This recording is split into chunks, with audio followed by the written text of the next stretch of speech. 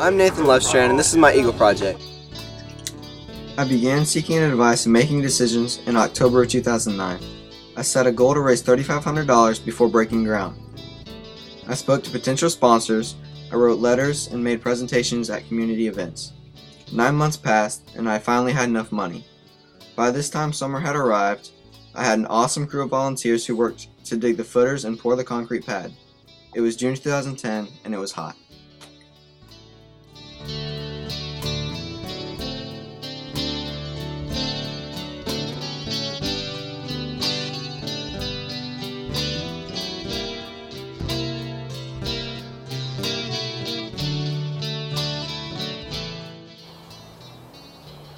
Many people have asked me why bats. There are times when a bat colony establishes a roost where people do not want them and have to be eradicated. Other times, maybe a cave collapses from abundant rainfall. This project is important because when a roost is destroyed, an entire colony of bats can be wiped out. This thing can cause loss of particular bat species. A bat condo provides a safe home dedicated to protecting threatened species. Bats are important for maintaining the balance of the ecosystem in which they live. A single bat will consume 6 times their body weight in insects every night.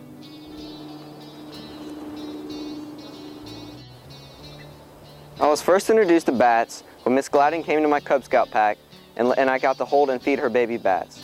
And then, on my first Boy Scout camp out at the University of Florida in Gainesville, we saw the bat condos that they have up there. Many of our Boy Scout troop campouts were here at Fort Cooper State Park. So when it was time for me to decide on an Eagle Scout project, I decided that I might ask the park manager, Mr. Mitchell, what he would like to see done, and he decided on a bat condo. $5,565 in donations and 836 hours of combined community service, here stands the Fort Cooper State Park Bat House, ready to be used by the bats. Okay, what you're going to do is you're going to take your scratcher, scratch it up. Scratch it up. Ah, cool. As many scratches as you can. Whatever, Scratch it up. scratch it up. Go ahead, man. That's it. Now, what is this doing? It's so the bats can hang on to them. They Gives grab them a a hold of the grip. notches. Gives them a grip. One of the first decisions that had to be made was location. Fort Cooper State Park manager, Mr. Mitchell, and I took a long walk seeking the perfect site for the bat condo in October of 2009.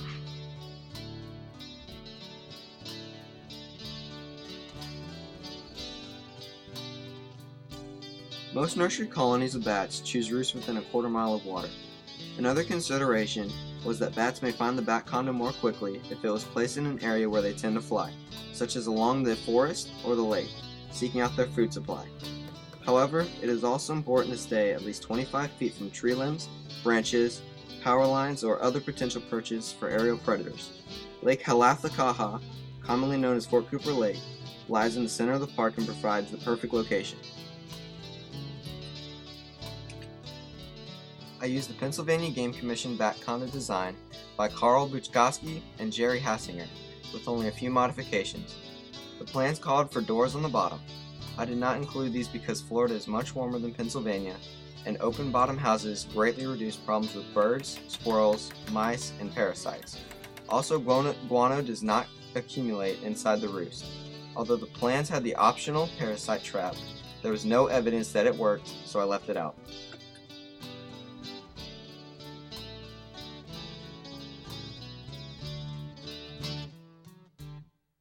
Outside corner? No, from the inside. And is that the middle of it?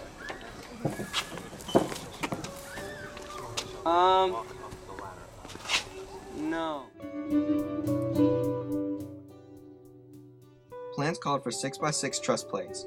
These proved impossible to purchase, so I sought the help from a professional truss builder. Ed at Bruce Components configured plans using 3x5 nail plates. The trusses were built off-site over Christmas vacation 2010 by fellow scouts and neighborhood friends.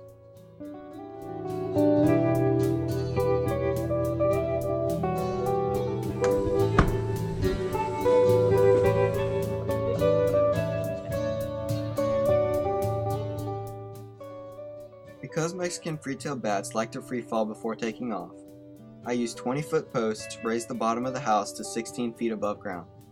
Kelly Gladding, a bat expert with Fish and Wildlife Conservation, suggested I do this. The peak was 24 feet high, and thanks to Dolan Smith Carpentry crew, I did not have to work on top.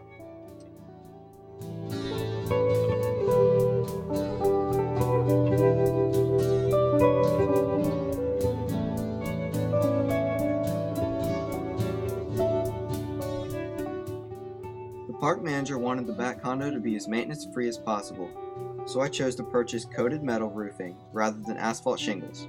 Besides, I think it looks better.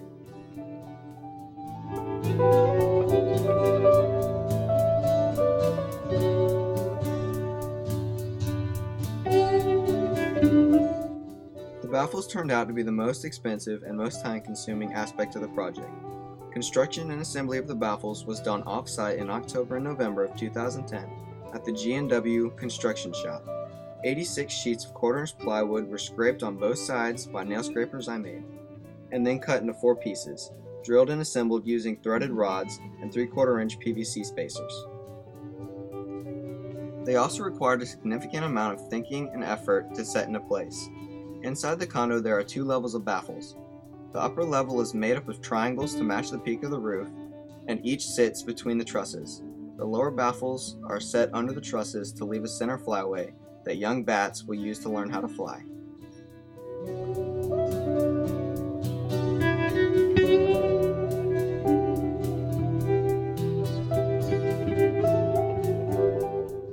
The rail fence discourages visitors from going under the bat house. The bat house was completed and dedicated on May 26, 2011. Perhaps the most important lesson I learned during this project is that it takes a community to make a dream of such magnitude a reality. I was amazed how many people stepped forward and offered support, from the anonymous $5 donation to the 7 sponsors who gave $500. From my youngest volunteer, 5-year-old Riley Dodd, to my grandpa Lovestrand who's 80, and the 5 contractors who gave not only their knowledge, but their time and resources as well. Thank you.